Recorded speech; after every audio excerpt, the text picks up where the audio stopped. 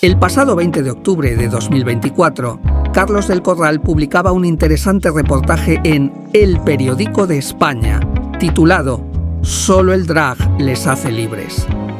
Una armadura queer para sacar brillo a la discapacidad, con entrevistas a 5 drags con discapacidad. En la pasada edición del seminario Diversidades Sexuales, Diversidades Humanas, de la Comisión de Diversidades Sexuales LGTBI+, y Discapacidad del CERMI, conversamos con Melissa y con Nicolás, más conocidos como Marcus Masalami y Manca de Salamanca, 2 profesionales del drag y personas con discapacidad. Esperamos que sea de tu interés. Bienvenidos, bienvenidas. Comenzamos. Empiezo contigo, Melissa. ¿Quién es un drag king? Bueno, somos artistas que performamos tanto estética como de actuación la masculinidad y las diversidades en la masculinidad, desde lo más hegemónico a lo más queer, un poco como evidenciando también la construcción de la misma en la sociedad, utilizando los códigos que construyen las masculinidades y mostrándolos y también liberándolos, y celebrando también otro tipo de masculinidades, ¿no? Que también habitan en el colectivo. Y en la sociedad. Y en la sociedad. Y Nicolás, Manca de Salamanca, ¿quién es una drag queen? Pues bueno, realmente suscribo prácticamente todo lo que ha dicho Marcus, ¿no? Pero en el género femenino, al final es pues un artista que utiliza la exageración o los estereotipos, todos los clichés que se asocian a lo femenino para poder hacer una crítica a través de una performance de esa feminidad que no suele ser la habitual dentro de los cánones masculinos. ¿Y quién, ya que me quedo contigo, Nicolás, quién nos encontramos detrás del maquillaje, la peluca y los tacones? ¿Y quién se muestra con el maquillaje, la peluca y los tacones? Pues bueno, se muestra una persona pues que ha estudiado, pues que es artista, ¿no? Que viene del arte dramático, del teatro y que, bueno, pues utiliza el drag como una forma de expresar todas las cosas que le devienen y que están en su corazón y en su alma y en su mente para poder expresarlo. Lo utilizo, es una herramienta para poder hacer mi arte y poder expresar pues todo lo que he aprendido y poder darle una forma más definida y más interesante. ¿Masalami? Pues es que estamos en las mismas, porque es como, también vengo del arte dramático y bueno, también soy violinista. Y creo que es que el drag aúna muchísimas disciplinas, es como un arte muy, muy completo en el que efectivamente puedes desarrollar, tener como una narrativa, una voz propia, utilizando pues todas las vertientes artísticas. La mayoría de drags tienen como también, bueno, diseño, tal, maquillaje, ¿no? Al final tienes maquillaje, peluquería, vestuario. O sea, como que es una rama que aúna un montón, es como multidisciplinar. Entonces, es muy rico. Y es muy, bueno, puedes canalizar muchas cosas a través del drag. Para mí personalmente también sirve para liberar un poco, bueno, yo estoy como muy encontrada con mi niña interior, con el drag, porque es verdad que, bueno, desde pequeña pues he tenido, pues bueno, mi lado masculino y mi lado femenino y estaba como un poco encorsetado lo masculino porque no estaba tan aceptado, pero entonces yo cogí mucha rabia también a lo femenino porque era lo que se me exigía. Entonces, como es una manera de realmente habitarlo de una manera como mucho más amable, poder también construir lo que a ti te apetece, y poder expresarte de la manera que te has querido expresar y también hacer una crítica, eso justo a por qué se te premian unas cosas y se te castigan otras, y al final como un poco liberarlo y sentirte como en sintonía también. En el reportaje se comentaba que el drag ha permitido que muchas personas se replanteen que el problema no son ellas, sino un sistema capacitista que acorta sus posibilidades de ser. Mi pregunta para los dos, para las dos, es ¿qué os ha limitado, qué os limita la discapacidad? Melissa. A mí personalmente, al ser violinista y sorda, es como bastante evidente. Creo que, bueno,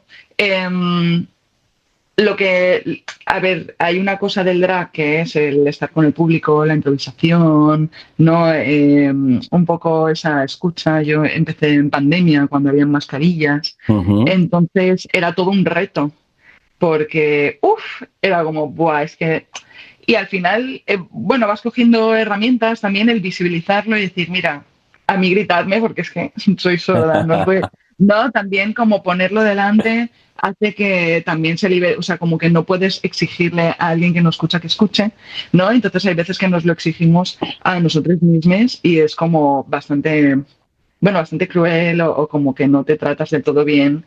Y hay veces que aceptarlo y visibilizarlo es la puerta a que realmente no sea como una piedra en el camino, sino que sea otro camino, ¿no? O sea, como creo que aligera esa visibilidad y yo cada vez que lo digo y cada vez que soy más visible también desde ese punto de vista, siento que tengo menos trabas, ¿no? Y también con el violín, por ejemplo, bueno, pues hago lo que puedo. Y además lo digo también y digo, bueno, bienvenidos al concierto de terrorismo acústico.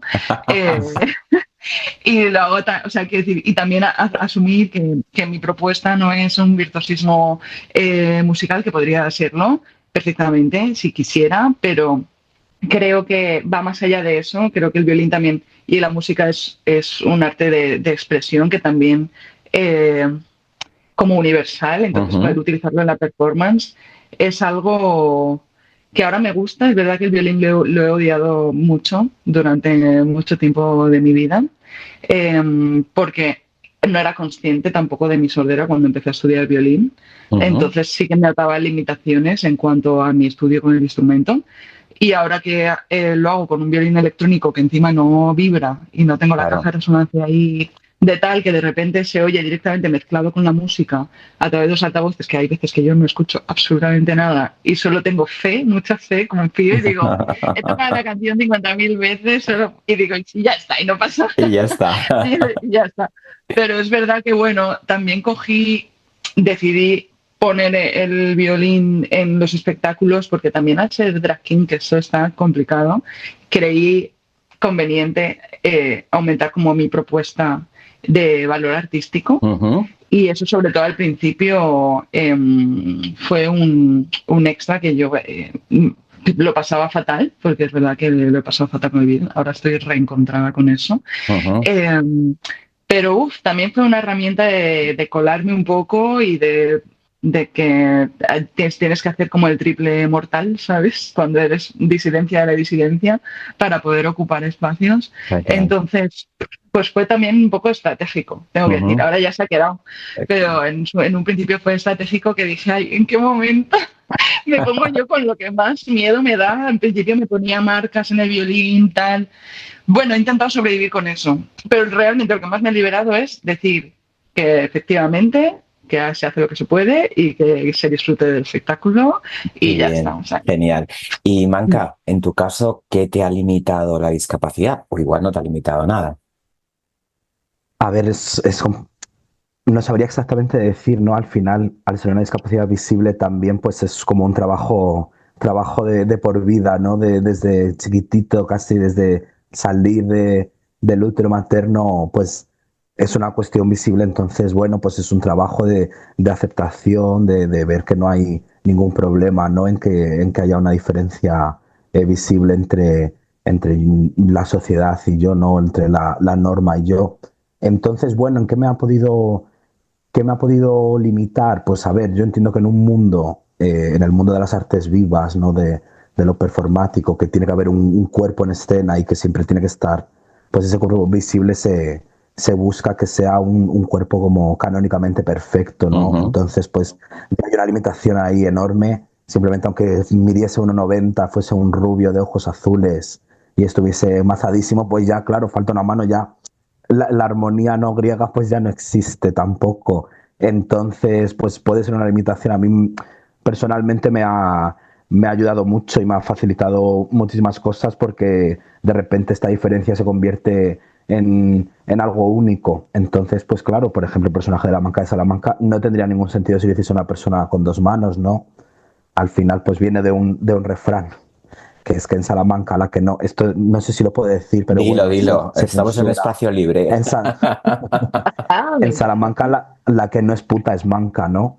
Entonces, claro, pues de repente ya viene, está en el destino que tenía que ser así. Entonces, claro, pues no es una limitación tampoco muy grande a la hora pues de ponerme a vestir, ¿no? Cuando voy a actuar o lo que sea, pues siempre se necesita ayuda, pero en general, bueno, para atar un corsé vas a necesitar a otra persona, generalmente siempre. Entonces también pues esta limitación de repente se convierte en colectivizar un proceso pues precioso para mí, para mis compis con los que actúo y con los que paso la vida. Entonces, bueno, pues esta limitación de repente se convierte en un privilegio para mí.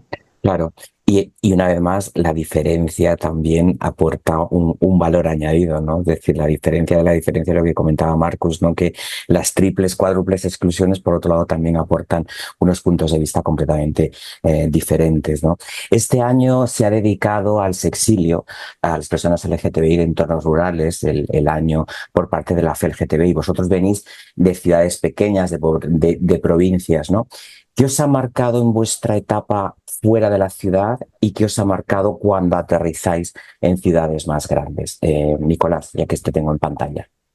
Perfecto, pues mira, yo es verdad que bueno que tampoco me he movido mucho de Salamanca, os estuve viviendo unos años en Valladolid, pero bueno, hay una diferencia considerable entre el tamaño de Salamanca y Valladolid, las oportunidades culturales, laborales y bueno, de diversidad, pues tampoco mucho, ¿no? Porque es Castilla y León, pero ahí se puede ver distinto tipo de persona y distintas actividades, pero bueno, la verdad que no he podido encontrar tantísima diferencia. Es verdad que en Salamanca, pues a veces hay como una ausencia de diversidad, pero bueno, también creo que lo interesante de estos espacios tan pequeños o de estas zonas menos pobladas es que de repente pues esta disidencia se tiene que juntar y la resistencia de repente se vuelve más fuerte y hay como vamos al unísono, ¿no? Entonces, pues también dentro de que hay una diferencia de estar en una ciudad más grande, más diversa, a estar en una ciudad más pequeña, pues creo que también hay algo muy bello, ¿no? En encontrarse en estos lugares, en estas provincias. Y bueno, pues al final, también si yo no he encontrado referentes, no he podido ver cuando crecía este tipo de personas, pues más abiertamente queer, pues de repente pues poder ser parte para las nuevas generaciones de estos referentes, pues siempre es agradable y es enriquecedor. Y Melissa, también es uno de los motivos perdón. por los que quedarte. No, nada, pues esos son motivos para quedarse más. Melissa. Bueno, yo creo que tengo un estilo totalmente diferente. Yo, claro, soy de un pueblo de Valencia y es verdad que mi época del pueblo fue bastante duro. No encontré alianzas, no había personas queer visibles e incluso esa invisibilidad. Yo tampoco me planteé que era una persona queer. O sea, como que literalmente era una... Parece que estoy hablando de hace como muchísimo tiempo, pero es relativamente reciente que tampoco tenía yo muchísimo acceso a Internet, todavía no estaban los móviles conectados. O sea, como que en mi adolescencia no tenía como acceso a esa información y no era visible tampoco en televisiones, no era, bueno, no era algo en lo que yo sabía que podía existir, no sabía que, es que no sabía que podía, que mi existencia era otra hasta que salí del pueblo. Y salimos de todos en maná, o sea, como que la gente de mi pueblo que era queer se fue entera y después nos reencontramos en Valencia, en ciudades, ¿no? O sea, como que de repente salíamos a la misma discoteca y decías, "¡Ah!". No, tengo esto con una colega que además nos vimos en la discoteca y era como, ¿qué haces aquí? Y yo, lo mismo que tú, imagino, ¿no? O sea, como, ¿sabes? Y éramos casi del mismo grupo de amigas y no sabíamos o sea, que hiciste. Que hasta ese punto llegaba la Claro. invisibilidad, o con un colega mío que ahora gestiona un festival queer rural chulísimo que es el Serrano Queer, que éramos colegas de la infancia y después hemos puesto en común las violencias que vivíamos, ¿no? Como que nos llamaban por teléfono para amenazarnos, para decirnos que nos iban a pegar, y tal, y no lo sabíamos y lo hemos descubierto ahora que hemos compartido esas experiencias, cuando ya hemos salido de allí, ya hemos podido como ser quienes somos en otros entornos y la verdad es que he tenido que hacer como mucho trabajo psicológico para poder volver al pueblo y poder mirarlo con amor. Es verdad que ahora siento que ha cambiado mucho y me alegra cada paso que veo que se hace. Mis amigas están a tope, aunque ellas no son parte del colectivo, pero como que saben y de primera mano lo que implica que se tengan que visibilizar, que hayan eventos, ¿no? O sea, como que se junta mucha gente que no es del colectivo, eso creo que es súper bonito, porque realmente creen que es necesario, porque efectivamente tienen historias como la mía cerca, ¿no? De gente que lo ha pasado muy mal en el pueblo y que efectivamente hay que construir otros contextos y otros entornos, ¿no? Y de hecho el año pasado hice el Orgullo en mi pueblo y fue muy guay porque fue como sold out, como tuve un recibimiento muy bueno y fue como un cierre y una caricia y creo que, bueno, es verdad que he tenido que salir de ahí para poder encontrarme, para poder ser quien soy.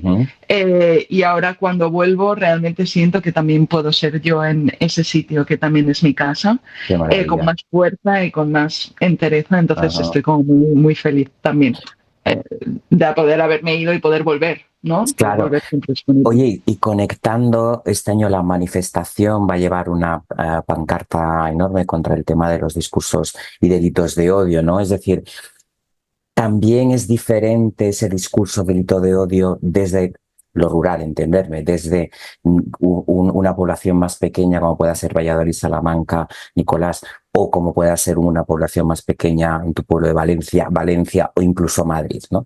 Empezamos por ti, Melissa, que te tengo en pantalla. Es decir, ¿cómo se valora? Es decir, ¿cuál es vuestra opinión frente a esta situación de los discursos de odio como LGTBI, como persona con discapacidad?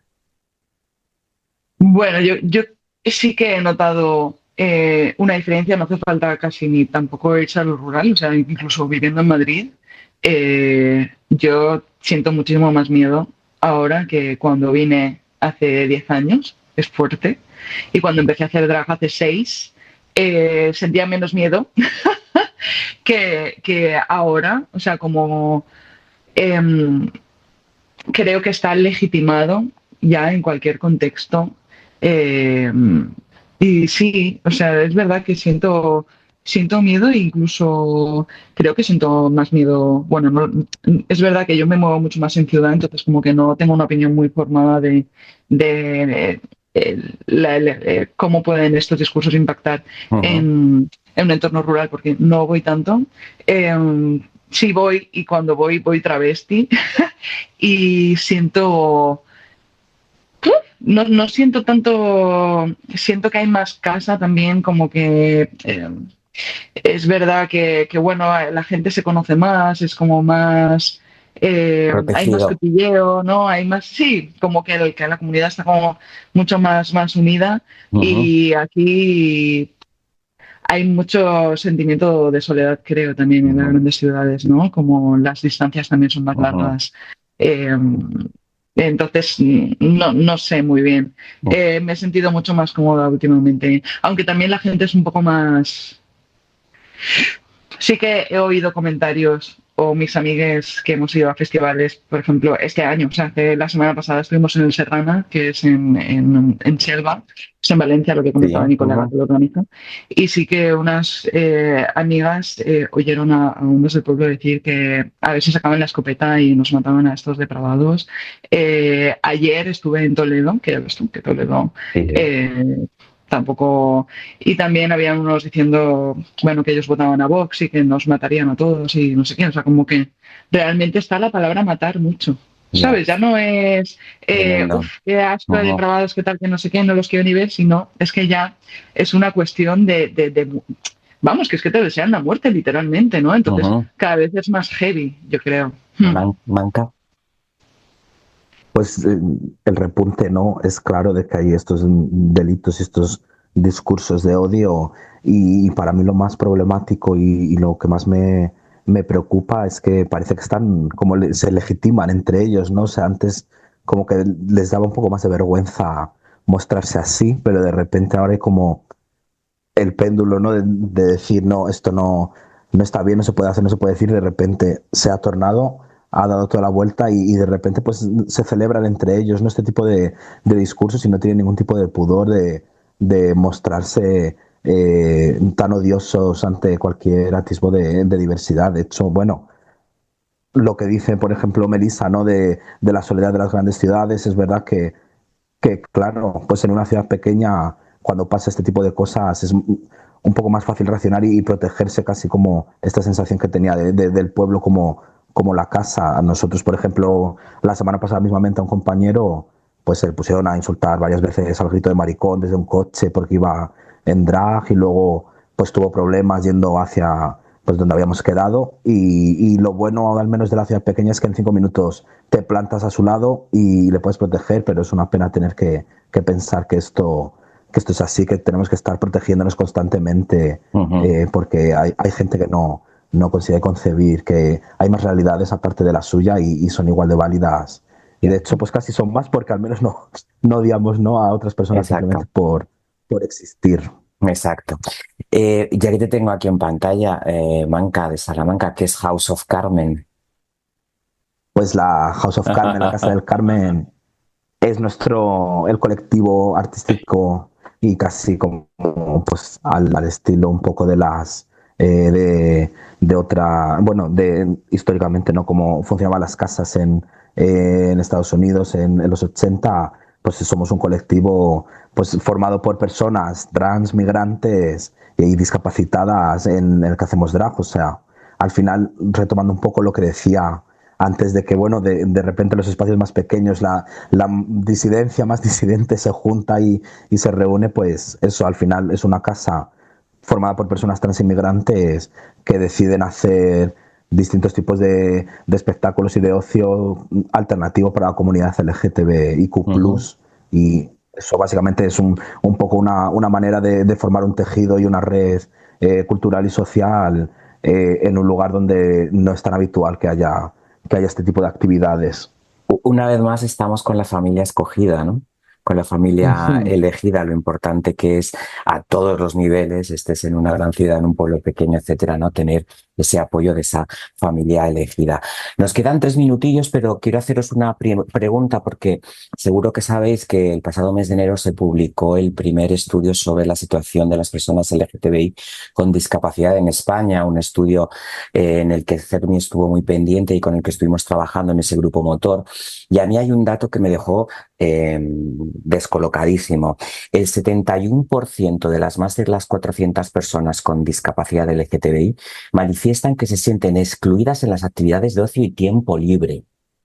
Vosotros que tenéis que vivir la noche, eventos, fiestas, ¿cómo está esa accesibilidad LGTBI en los eventos en la noche para que las personas que tengan barreras, es decir, puedan acceder en igualdad de condiciones? Breve.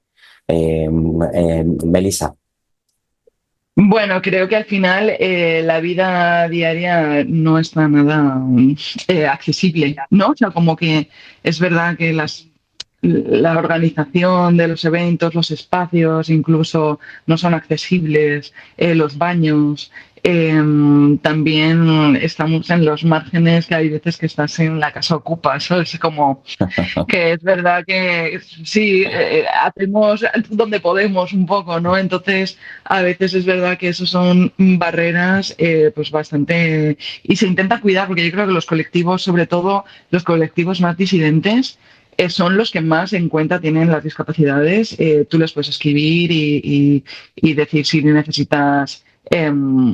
bueno, como que puedes expresar tus necesidades e intentan cubrirlas, pero es verdad que al final los recursos que se tienen son los que se tienen y justo la gente que está como más dentro de cuidar esos espacios para que sean accesibles son la gente que tiene menos recursos, que está como más concienciada también, que está menos en el marco más capitalista. El marco más capitalista es verdad que creo que no asume tanto las diversidades como los grupos más de los márgenes.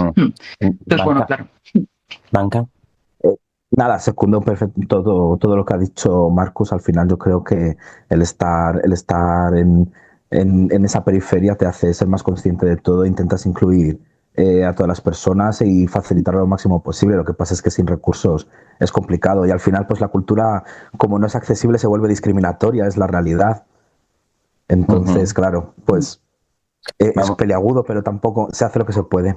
Ya, bueno, vamos a seguir trabajando desde el CERMI para seguir trabajando esa accesibilidad, ¿no? Yo siempre digo, ¿cómo va a poder ligar una persona en una aplicación al respecto si, por ejemplo, es ciega y no puede navegar por la aplicación? Pues es que estamos poniendo las cosas fáciles, o un local en Valencia, en Chueca, en Valladolid, en Salamanca, en un subterráneo con escaleras, ¿cómo va a bajar una persona en silla de ruedas, ¿no? Bueno, pues todo eso tenemos que cuidarlo al máximo, ¿no? Vamos a por el tweet X final, ¿vale? Un titular muy rápido, ¿vale? De este orgullo y de la banca de Salamanca y de Marcus Masalán y de Melissa y de Nicolás. Melissa, te tengo en pantalla, venga, tuyo es ese minuto de oro. Ah, vale, que tenemos que hacer un minuto, fenomenal. Un minuto máximo, venga, cronómetro.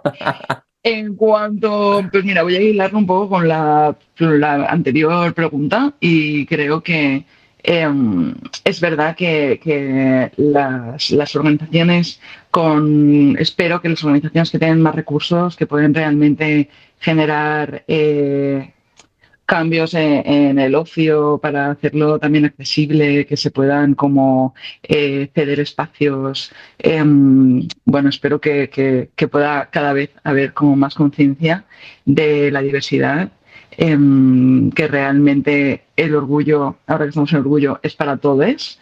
Y al final se hace toda una resistencia, siempre estamos en la resistencia y hay que celebrarnos también, y para poder celebrarnos tiene que ser lo más inclusivo posible. Así que bueno, espero que poco a poco se vaya caminando en esta dirección, que cada vez que parece que hay mucha segregación y que realmente con todo lo que pasa alrededor y con todo lo de los discursos de odio y tal, tenemos que estar más unidos que nunca. Es importantísimo y poco más. Es que realmente es lo que más me impacta ahora mismo, ¿no? Que nos puedan segregar, y creo que tenemos que estar unidos. Nicolás, Manca de Salamanca. Pues bueno, qué nervios, ¿no? Hacer esto. Nada, aprovechar este momento para recordar que no todas las discapacidades, ¿no?, son visibles, que no todas las realidades se pueden ver a primera vista, pero no significa que no existan. Ahora, en este momento de odio en el que estamos sumidas, hay que defender a todas las personas posibles, hay que luchar y reivindicar a las personas trans, que sin ellas no podemos hacer nada. Son las primeras defensoras del colectivo y si ellas caen, que es lo que están intentando, vamos a caer el resto. Y cuando vayan a por otras personas necesitaremos todo este apoyo y toda esta red, entonces tenemos que protegernos y cuidarnos. Hay que aprovechar este orgullo pues para pedir un poquito más de diversidad y un poquito más de apoyo a todas estas disidencias, y que viva la pluma disca, como dice Ichiguerra. Viva la plumadisca. Nicolás Banca de Salamanca, Melissa Marcos Masalami, ha sido un placer. Tendríamos muchas horas más por delante para charlar, pero nos vemos en las calles, nos vemos en las noches, en los locales, en los eventos del orgullo. 1.000.000 de gracias por estar con nosotros en este día, en este seminario del Fermi. ¡Feliz Nada, orgullo! Un placer a ti por invitarnos. Feliz orgullo. Placer.